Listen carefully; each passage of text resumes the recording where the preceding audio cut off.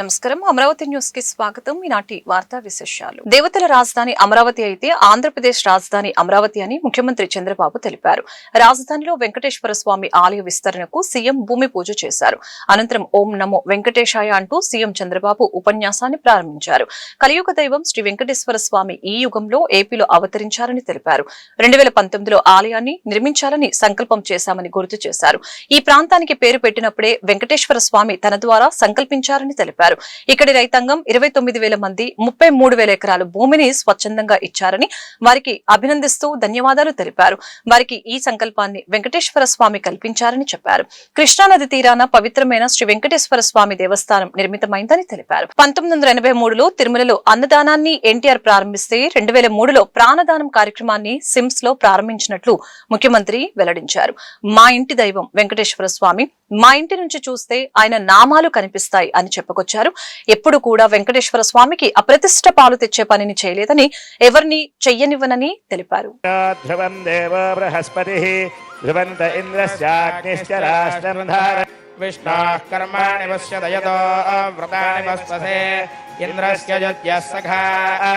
तद्विष्णोवस्सविदा प्रार्पयतु श्रेष्ठतमाय कर्मण आप्यायध्वमग्निया देवभाजिरच्चवर्णाघृतात्पदया विदट्टातः वहन्ति कवयः पुरस्तात् देवेभ्यो दुष्टमिह बर्हिरासदे देवानां बर्हिहोतमसि वर्षवृद्धमसि देववर्हिर्मात्वाङ्गङ्वादिर्यक् पर्वते धत्तात् देवात्थादिन्द्रज्जत्वा बाहुभ्यामुद्यच्छे भूरसि भू प्रतिष्ठित्यै भुवसि भुव प्रतिष्ठित्यै सुवरसि सुव प्रतिष्ठित्यै वन्दे राजा वरुणो ध्रुवं देवो बृहस्पतिः ध्रुवन्त इन्द्रस्य सोमं शामसि स्वस्तिमन्तार्थाः सत्याः सफलाः भवन्तः श्रीमन्तो महान्तो యజమానస్య మనస్సంకల్ప సిద్ధిరస్తు.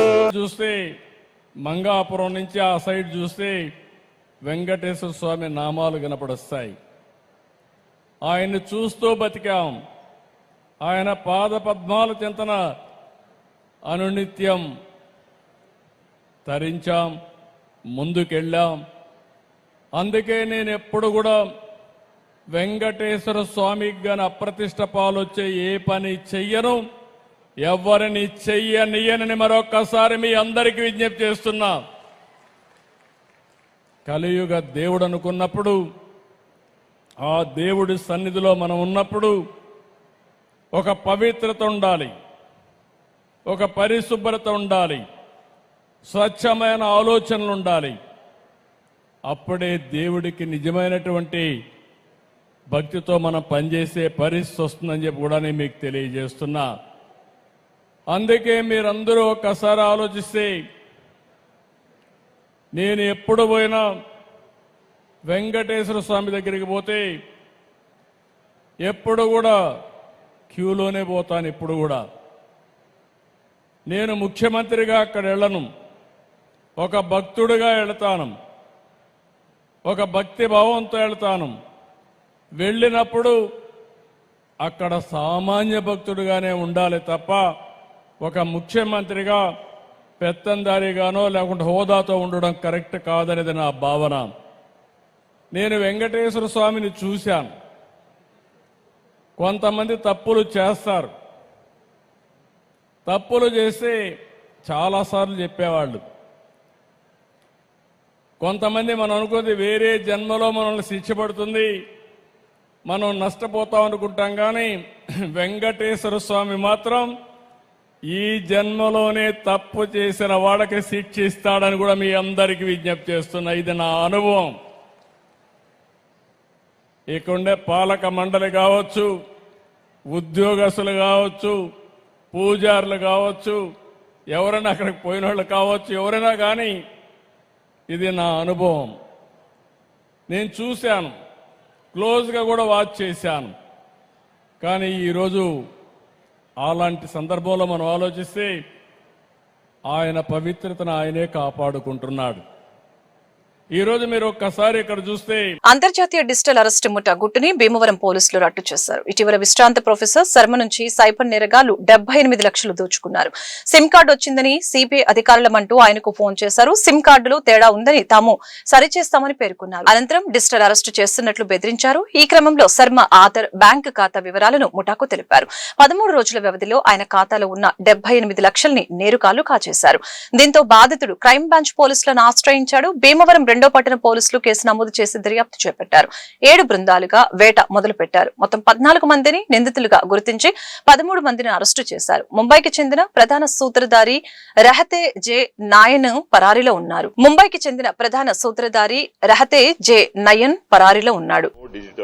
No digital arrest that exists in India. ఏమైనా అట్లాగా కాల్ చేస్తే వెంటనే లోకల్ పోలీస్ కానీ 1930 కాల్ చేయండి.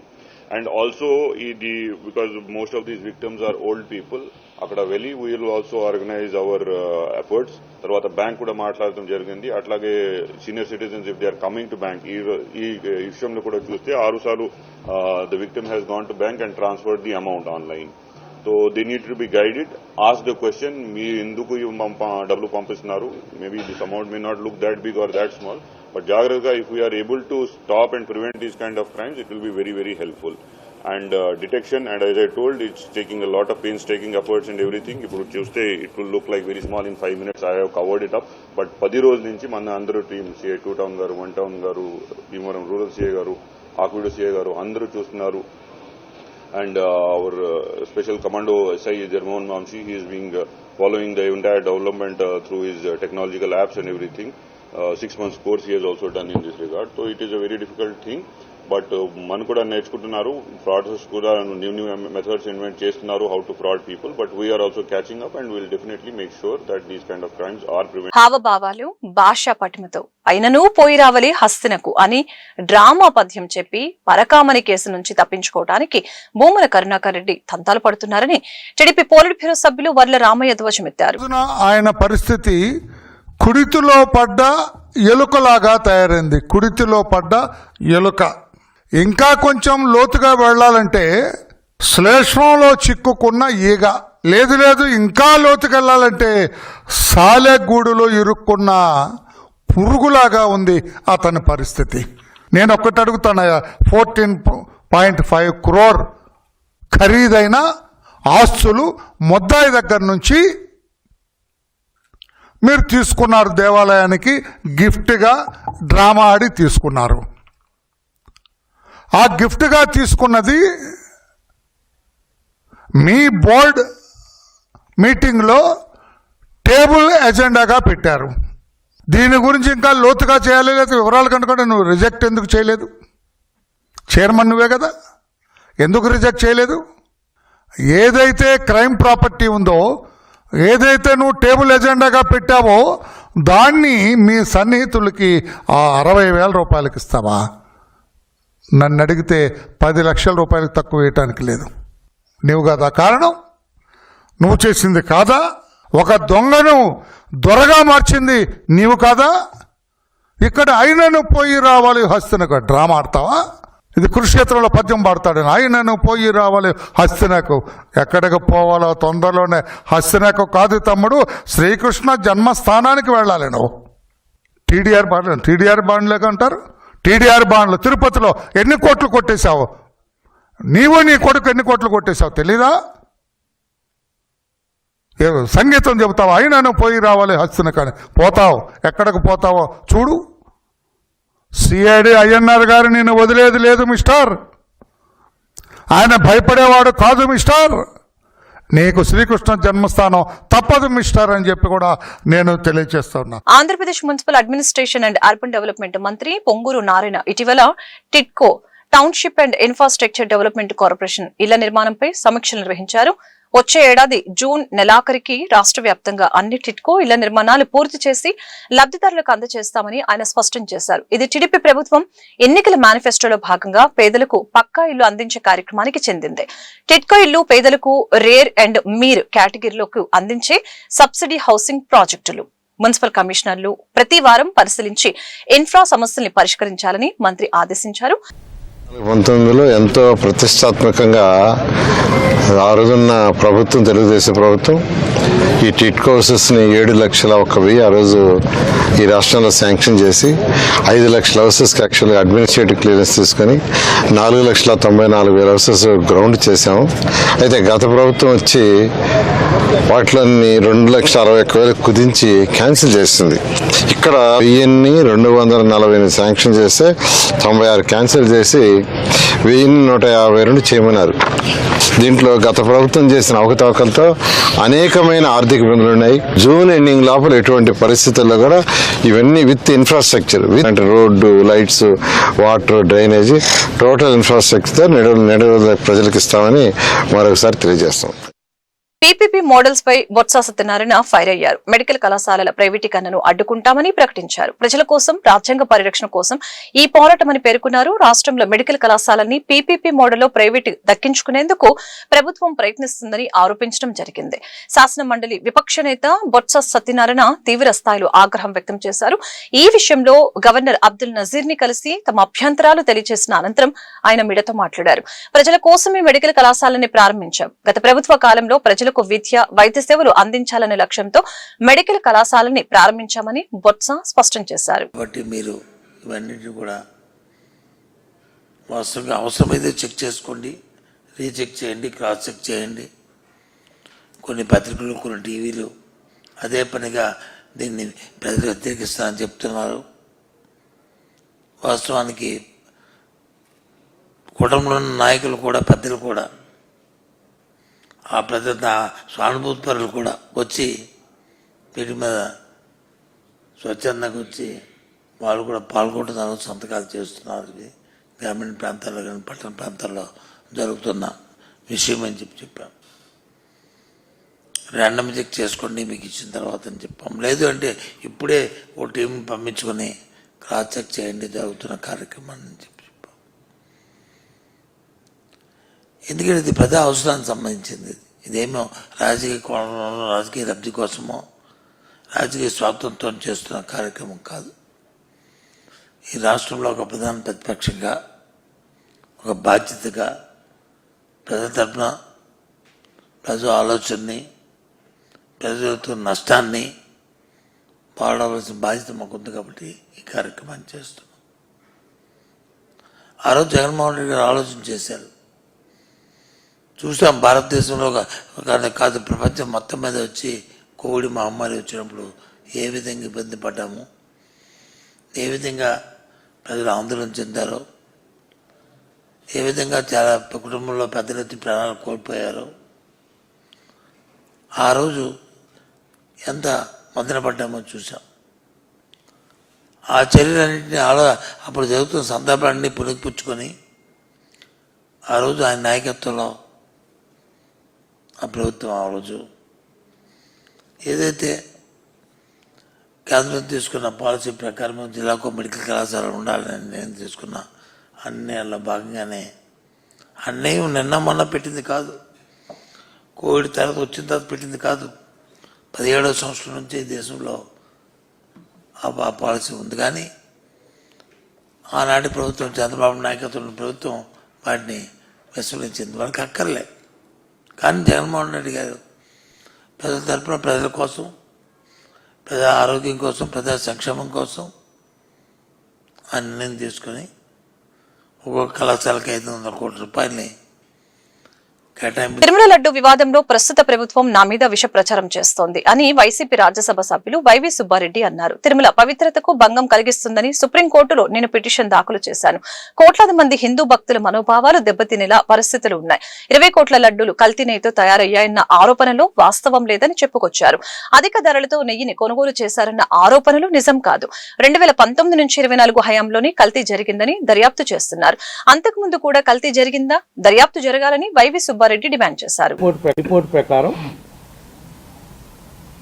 ఈ నెయ్యి ఏ 4 ట్యాంకర్లో అయితే వెనక్కి పంపించామని చెప్తున్న నెయ్యి మళ్ళా ఆగస్టు 24లో వేరు సప్లయర్స్ ద్వారా ఆ నెయ్యి లడ్డు తయారీలో ఉపయోగించారని సిట్ ఛార్జ్షీట్ రిపోర్ట్లో మెన్షన్ చేయడం జరిగింది.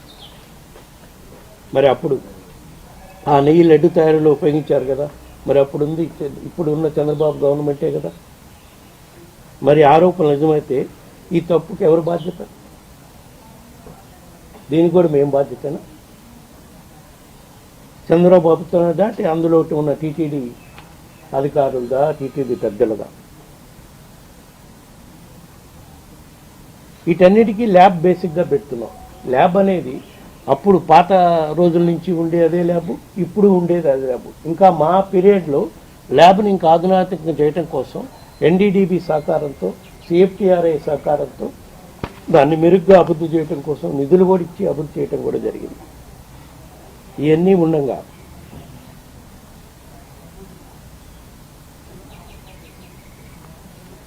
ఈ మధ్య పత్రికల్లో, ఇతర మీడియా సంస్థల్లో 2019-24 మధ్య తయారైన లడ్డులన్నీ కూడా కల్తీ నెయ్యితోనే తయారు చేశారు. దాదాపు 20 కోట్ల లడ్డూలు ఇలానే తయారయ్యాయంటూ సిట్ చెప్పిందంటూ రాస్తున్నారు. సిట్ ఇన్వెస్టిగేషన్ జరుగుతుంటే ఎక్కడ వాళ్ళు డిస్క్లోజ్ చేశారు? ఇన్ని వేల లడ్లు కల్తీ ఆల్టెడ్ గీతో తయారైనాయి అని. దేవుడి ప్రసాదం మీద నిందితుల రాజకీయాల కోసం ఇలా దిగజారిపోయి ఆరోపణలు చేస్తారా? మీడియా సంస్థలకు కూడా నియంత్రణ పాటించకపోవటం విచారకరం. తిరుమల క్షేత్రానికి నెయ్యి సరఫరాపై ప్రతి 6 నెలలకి టెండర్ ప్రక్రియ జరుగుతుంది. 2024 జూన్ జూలైలో తిప్పి పంపిన 4 ట్యాంకర్లు సంబంధించిన టెండర్లో పాల్గొని నెయ్యి సప్లై చేయడం అనేది జూన్లో మొదలైంది. అంతేకాకుండా ఆ కంపెనీకి తిరుమలకి సప్లై చేయడం కూడా అదే తొలిసారి. ఏదైతే జూన్ జూలైలో ఆల్రెడీకి సప్లై చేశారని, అది ఆ కంపెనీ పేరు యార్ డైరీ. ఏ రకంగా ప్రస్తావనలో ఆ కంపెనీ తిరుమలకు సప్లై చేయకుండా సప్లై చేయడం కూడా అదే తొలిసారి. 19-24 మధ్య ఏ రకంగా ప్రస్తావనలో కల్తీ నెయ్యి కలిసిందని చెప్పగలుగుతున్నారు దాన్ని బేస్ చేసుకుని. పైగా టీటీడీకి నెయ్యిని ఒకే సంస్థ నుంచి నెయ్యి సప్లై ఎప్పుడు చేయలేదు. నవంబర్ 30 తేదీన విజయవాడలో జరగనున్న కాపునాడు స్వర్ణోత్సవం బ్రోచర్ని industry development corporation chairman Tikala Prabhakar తన కార్యాలయంలో ఆవిష్కరించారు. వంగవీటి మోహనరంగా కాపునాడు ఏర్పాటు చేసి 50 సంవత్సరాలు పూర్తయింది. ఈ సందర్భంగా విజయవాడలోని జింకానా గ్రౌండ్స్ లో కాపునాడు స్వర్ణోత్సవం వేడుకలు జరుగుతున్నాయని జిల్లా ఉపాధ్యక్షులు ఎర్రగోపు నాగేశ్వరరావు వెల్లడించారు. రాష్ట్ర వ్యాప్తంగా ఉన్న అన్ని కాపు సంఘాల నాయకులు పాల్గొనాలని పిలుపునిచ్చారు. కార్యక్రమంలో మేకల బాబురావు, జిల్లా అధ్యక్షులు శ్రీనివాసరావు, తోట కోటేశ్వరరావు, రాగం సదాశివరావు, మలిశెట్టి సుబ్బారావు, రిటైర్డ్ ఎస్పీ చక్రపాణి తదితరులు పాల్గొన్నారు. 50 సంవత్సరాల సిల్వర్ జూబ్లీ మీటింగ్ ఈ నెల 30వ తారీఖు విజయవాడ జింకానా గ్రౌండ్స్లో సాయంత్రం 6 గంటల నుంచి 9 గంటల వరకు జరుగుతుంది. దాని అందరూ ఆహ్వానించడానికి, పెద్దలను ఆహ్వానించడానికి ఆహ్వాన పత్రాన్ని పెద్దలు డాగల ప్రభాకర్ గారు, కాపు నాయకులు మలిశెట్టి సుబ్బారావు గారు, కాపునాడు రాష్ట్ర కార్యదర్శి శ్రీ రాగం సదాశివరావు గారు, జోన్ 3 అధ్యక్షులు బందలపాటి వెంకటరావు గారు, గుంటూరు జిల్లా కాపునాడు అధ్యక్షులు చెల్లుపల్లి శ్రీనివాస్ గారు, ఏదైతే రంగా గారు మరణం తర్వాత మిర్యాల వెంకటరావు గారు సారథ్యం వహించి కాపునాడు నడుపుకుంటూ వచ్చారు. మిర్యాల వెంకటరావు రాష్ట్ర వ్యాప్తంగా సుడిగాడుల పర్యటన చేస్తూ కాపునాడును బలోపేతం చేశారు ఆ రోజున. ఆ తర్వాత వాళ్ళు కాలం చెల్లించిన తర్వాత గాళ్ళ సుబ్రహ్మణ్యం గారు ఈ కాపునాడు ఆయన ఆధ్వర్యంలో నడుస్తూ ఉన్నది. కాపుల యొక్క ఔన్నత్యానికి, కాపుల యొక్క అభివృద్ధి కోసం, కాపులు ఔన్నత్యం పాటుపడుతూ ముందుకెళ్తున్నటువంటి కాపునాడు 50 సంవత్సరాలు పూర్తి చేసిన సందర్భంగా పెద్దలు మలిశెట్టి సుబ్బారావు గారు మేమందరం కూర్చొని ఇవాళ కాపునాడులో మలిశెట్టి సుబ్బారావు గారు ఆ రోజు జిల్లా అధ్యక్షుడిగా చేశారు. మేమందరం కలిసి జిల్లాలో కాపునాడు నడిపాం. కాబట్టి నేను కాపు పెద్దగా దీన్ని హర్షిస్తున్నాను. దీనికి మన కాపు సోదరులు అందరూ వచ్చి చేయవలసిందిగా కోరుతున్నాను. రీసెంట్గా ఒక 1 మంత్ నాడు నేను జాయినింగ్ అవ్వడం జరిగింది మన పెద్దల సమక్షంలో. అలాగే మన పెద్దలు వారి ద్వారా ఇవాళ మనం జరగబోయే 50 సంవత్సరాలు అటువంటిది బ్రోషర్ రిలీజ్ చేయడం అనేది, పాంప్లెట్ రిలీజ్ చేయడం జరిగింది. ఇది మన పెద్దల ద్వారా రిలీజ్ చేయడం జరిగింది. అలాగే గుంటూరు నుంచి అందరం కూడా రేపు 30వ తారీఖున ఆదివారం రోజున ఎక్కడెక్కడ బస్సులు పెట్టడం జరిగింది. ఆ బస్సులు అందరం కూడా ఎక్కి ఫుల్గా చేసి ప్రతి ఒక్కరం కూడా వెళ్ళి జయప్రదం చేయవలసిందిగా కోరుకుంటున్నాము. కాపు నాయకులారా, దయచేసి మీకు చేతులెత్తి ప్రణామాలు చేస్తున్నాను. రండి రండి రండి విజయవాడ నవంబర్ 30వ తారీఖున కదలండి. సముద్రంలాగా కడలి సముద్రంలాగా కదలండి. కాపు నాడు కాపు జాతి అంటే ఆంధ్రదేశంలో ఒక గుర్తింపు తెచ్చే విధంగా 1988న ఏ విధంగా అయితే దిగ్విజయంగా రంగా గారి ఆధ్వర్యంలో జరిగిందో అదే విధంగా జరిపించాలని చెప్పేసి మీ అందరూ కూడా చేతులు ఎత్తి నమస్కరిస్తున్నాను. కాపు నాయకులారా ముఖ్యంగా నాయకులకే చెప్తున్నా, విడిపోబాకండి. ఎవడు కాడు విడిపోయాడనుకో పలసన పడిపోతాం, తొక్కేస్తారు. అందరూ ఏకమైతే సూర్యుడిపాటి జాతీయ మాల మహానాడు జాతీయ అధ్యక్షులు ఈమని చంద్రశేఖర్ ఆధ్వర్యంలో భారత రాజ్యాంగ స్వర్ణోత్సవ సభ అంబేద్కర్ భవనంలో ఘనంగా నిర్వహించడం జరిగింది. ఈ కార్యక్రమానికి ముఖ్య అతిథులుగా నగర mayor Kovelamudi Ravindra, deputy mayor Sheikh Sajila మరియు వివిధ దళిత బహుజన సంఘాల నాయకులు హాజరయ్యారు. భారత రాజ్యాంగం ఆమోద దినోత్సవం సందర్భంగా డాక్టర్ బిఆర్ అంబేద్కర్ చిత్రపటానికి పూలమాలలు వేసి ఘనంగా నివాళులు అర్పించారు. భారత రాజ్యాంగం దేశ ప్రజలందరి సొత్తు అని తెలిపారు. అంబేద్కర్ ఒక కులానికి మతానికి చెందిన వ్యక్తి కాదని అందరి వాడని అన్నారు. డాక్టర్ బిఆర్ అంబేద్కర్ రచించిన రాజ్యాంగం వలన ఈ భారతదేశంలో ప్రజలందరూ కలిసిమెలిసి సంతోషంగా ఉంటున్నారని తెలియజేశారు.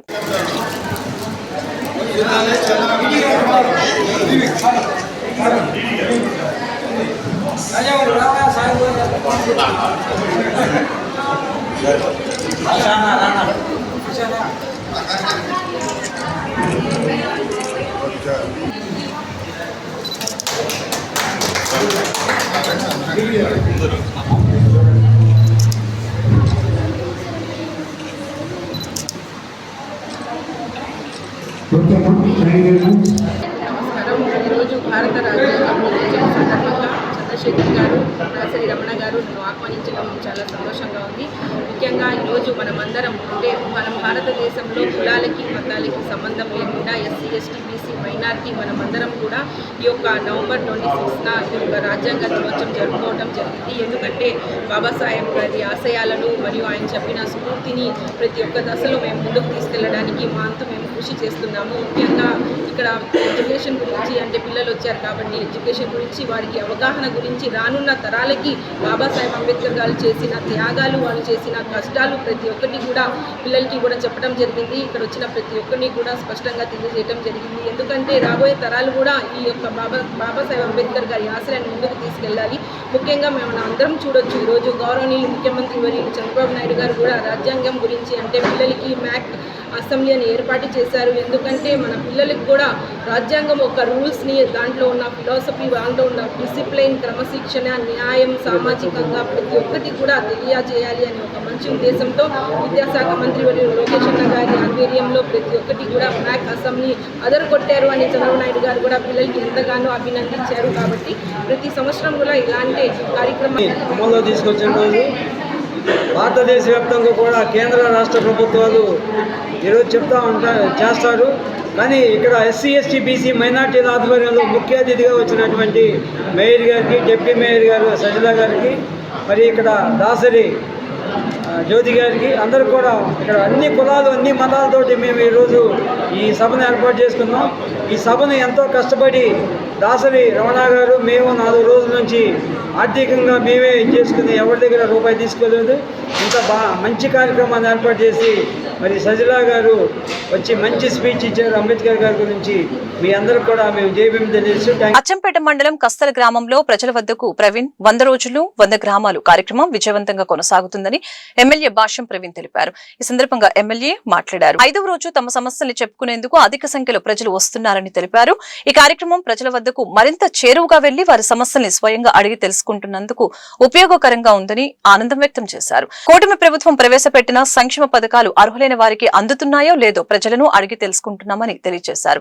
ప్రజలకు కావలసిన మౌలిక వసతులు ఏర్పాటు చేయడం, వారిని ఆర్థికంగా, సామాజిక పరంగా అన్ని రంగాలలో అభివృద్ధి చేయడమే ముఖ్య ఉద్దేశంగా పనిచేస్తున్నట్లు తెలిపారు.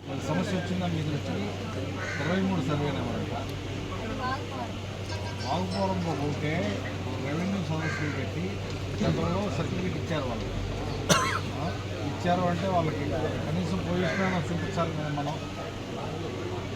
వీళ్ళది ఎవరు వేరే వాళ్ళు వండుకుంటున్నారంట పొలం ఏదే ఈ 23 సరిహద్దుల్లో ఈ ఎకరన్నర అయితే వీళ్ళకి రాళ్ళే చెప్పండి పట్ట ఇయిపోతే ఇయిపోయాం అనేసి అనుభవం డాక్టర్ బిఆర్ అంబేద్కర్ ఆలోచన వేదిక మరియు ఎంప్లాయీస్ ఆధ్వర్యంలో భారత రాజ్యాంగ ఆమోద దినోత్సవ వేడుకలు Phirangipuram Saint Paul's high school నందు ఘనంగా నిర్వహించారు. Saint Paul's high school head master Pamisetti Souryaraju ఆధ్వర్యంలో నిర్వహించిన ఈ వేడుకల్లో MEO Ravikanth, MEO Subani, HM Emmanuel, Ambedkar ఆలోచన వేదిక సెక్రటరీ కాకి రామారావు, సభ్యులు సాగర్, నాగేశ్వరరావు, ఉపాధ్యాయులు Paladugu Prasad, GVR coaching centre director Turaka Veeraiah మరియు పలువురు ప్రముఖులు, విద్యార్థులు పాల్గొన్నారు. ఈ సందర్భంగా వారు మాట్లాడుతూ ప్రపంచంలోనే అతిపెద్ద రాజ్యాంగమైన మన భారత రాజ్యాంగమని, అటువంటి రాజ్యాంగాన్ని ఆమోదించిన రోజును పండగ వాతావరణంలో జరుపుకోవటం శుభ పరిణామమని తెలిపారు. హాజరైన విద్యార్థులకు, పలువురు ప్రముఖులకు వారు ఈ సందర్భంగా అభినందనలు తెలిపారు. ఈ కార్యక్రమంలో భారత రాజ్యాంగ పుస్తకాలను పంపిణీ చేశారు. అనంతరం భారత రాజ్యాంగ ఆవశ్యకత, ప్రజాస్వామ్యంలో ఎన్నికల సంఘం పాత్ర అనే అంశంపై వ్యాసరచన పోటీలలో విజేతలకు నగదు బహుమతులు, మెమంటోలు, భారత రాజ్యాంగ పుస్తకాలను అందజేశారు. అందరికి అందించాలనే ఉద్దేశంతో ఈ కార్యక్రమం ఏర్పాటు చేయడం జరిగింది. మన మధ్యలో అతిథులు ఉన్నారు, వాళ్ళు ఇంకా చాలా విషయాలు చెప్తారు. ఏమంటారు? Sub continent. కాంటినెంట్ అంటే తెలుసు కదా, ఖండం. ఖండాలన్నీ 7. కనుక మనది ఉపఖండం భారతదేశంలో. ఎందుకంటారు ఉపఖండం అంటే? భిన్న జాతులు, మతాలు, భాషలు ఉండవలసినటువంటి అన్ని లక్షణాలు మన భారతదేశానికి ఉంటాయి కాబట్టి ఉపఖండం అన్నారు. భిన్నత్వంలో ఏకత్వం అంటారు. మన ఏమంటారు? భిన్నత్వంలో ఏకత్వం. Unity in diversity. భిన్నత్వంలో ఏకత్వం. ఎన్నో భాషలు ఉంటాయి. వీళ్ళందరినీ సమన్వయం చేసుకొని రాజ్యాంగాన్ని నడపాలన్నా, ప్రభుత్వాన్ని నడపాలన్నా, కింద ఒక మాట అన్నాడు, శాసనం. ఏంటది? శాసనంగా రూపొందించుకున్నాను. ఆ మాటే శాసనం అన్నారు ఈ మధ్య సినిమాలో. విన్నారా? బాగుంటుంది. ఆ మాటే శాసనం అంటే శాసనానికి తిరుగులేదని అర్థం. శాసనానికి తిరుగులేదు, దానికి అతిక్రమించడానికి ఎవరికీ అధికారం లేదు. మరి మన భారతదేశం భిన్న సంస్కృతి, మతాలు, కులాలు, అన్ని భాషలు ఉన్నాయి కాబట్టి మన స్టార్టింగ్ లోనే ఒక మొక్క అన్నాడు, సర్వసత్తాక సామ్యవాద లౌకిక ప్రజాస్వామ్య గణతంత్ర రాజ్యం. ఏంటది? సర్వసత్తాక సామ్యవాద లౌకిక ప్రజాస్వామ్య గణతంత్ర రాజ్యం. ఇంగ్లీష్లో sovereign socialistic democratic republic country అంటారు. మరి వీటిలో 3 ముఖ్యమైన విషయాలు ఉంటాయి. స్వేచ్ఛ, సమానత. ఈ వార్తలు ఇంతటితో సమాప్తం. మరొక బులెటిన్ మళ్ళీ కలుద్దాం. నమస్కారం.